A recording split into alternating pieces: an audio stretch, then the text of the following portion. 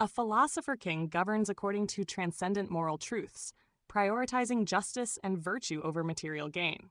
In modern terms, this might translate into policies guided by human rights, democratic norms, or moral leadership, regardless of immediate material cost.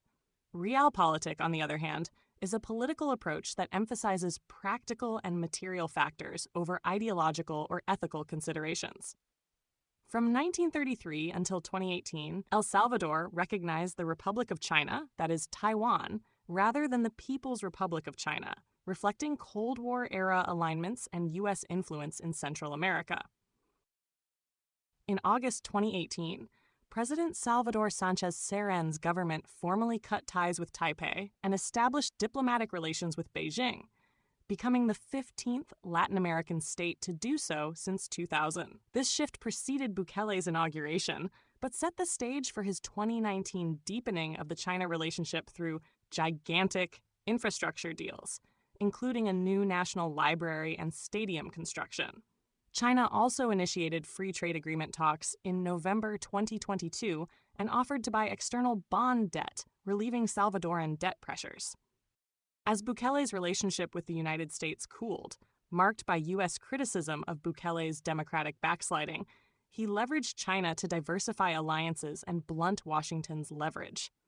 And by aligning with Beijing, Bukele positions El Salvador among the emerging China-aligned bloc in Latin America, including Venezuela and Nicaragua, gaining political support in UN forums. Bukele's decision to align El Salvador with the People's Republic of China rather than Taiwan aligns closely with a realpolitik approach, prioritizing tangible strategic, economic, and geopolitical gains, rather than with an idealistic, philosopher-king vision of moral or normative leadership. China offers massive infrastructure investment, debt relief, and trade opportunities, advantages that smaller states like El Salvador find difficult to ignore.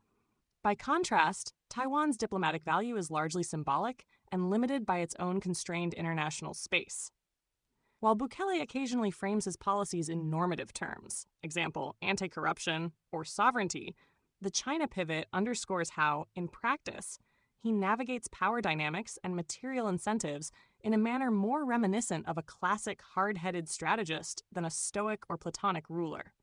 In summary, Nayib Bukele's endorsement of China over Taiwan exemplifies modern realpolitik, a focus on leveraging power dynamics and tangible gains rather than embodying the consistent moral rectitude of a philosopher king.